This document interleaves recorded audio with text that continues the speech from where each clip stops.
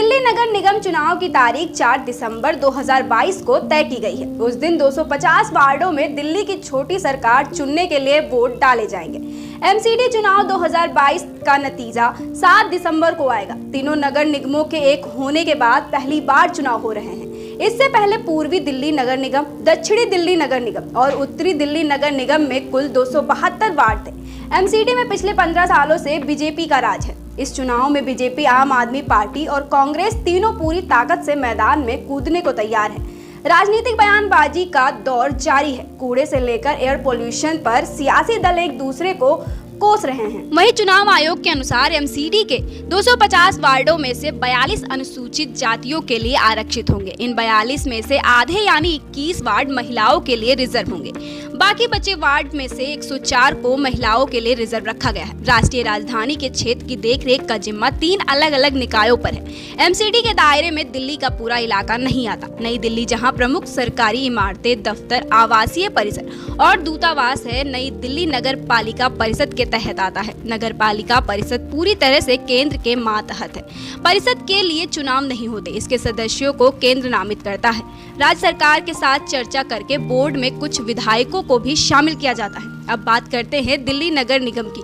पहले दिल्ली में एक ही नगर निगम था, लेकिन 2011 में इसे 3 भागों में बांट दिया गया। दक्षिण, पूर्वी और उत्तरी दिल्ली नगर निगम का गठन कर दिया गया।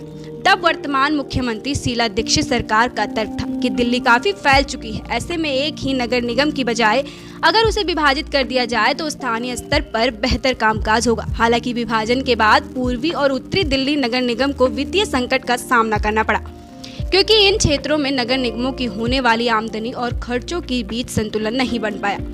एक को छोड़कर बाकी दोनों नगर निगम वित्तीय रूप से इतने कमजोर हो गए कि इनके कर्मचारियों को रिटायरमेंट दी जाने वाली राशि देना भी मुश्किल हो गया। हम आपको बता दें कि दिल्ली नगर निगम के चुनाव इलेक्ट्रॉनिक वोटिंग मशीनों के जरिए कराए जाएंगे। राज्य चुनाव आयुक्त विजय देव ने बताया कि 55,000 से ज्यादा ईवीएम्स का इंतजाम हो गया है। इस बार भी नोटा का विकल्प मिलेगा। 1 लाख से ज्यादा स्टाफ एमसीडी चुनाव कराएंगे। चुनाव का ऐलान होते ही आचार संहिता लागू हो गई है। एमसीडी के जिम्मे वाटर सप्लाई, ड्रेन सिस्टम, बाजारों की मेंटेनेंस, पार्किंग, लाइट्स, सड़कें और overbridge, solid waste management, street lighting की व्यवस्था है। इसके अलावा एमसीडी के प्राइमरी स्कूल, अस्पताल और डिस्पेंसरी भी आते हैं। प्रॉपर्टी और प्रोफेशनल टैक्स जमा करना, टोल कलेक्शन करना, सिस्टम चलाना, शादी गृहों का प्रबंधन, जन्म मृत्यु का रिकॉर्ड रखना एमसीडी की जिम्मेदारी के तहत आता है। आइए जानते हैं कि आखिर क्यों कहते हैं एमसीडी को दिल्ली का छोटी सरकार। दिल्ली की सरकार और नगर निगम के अधिकार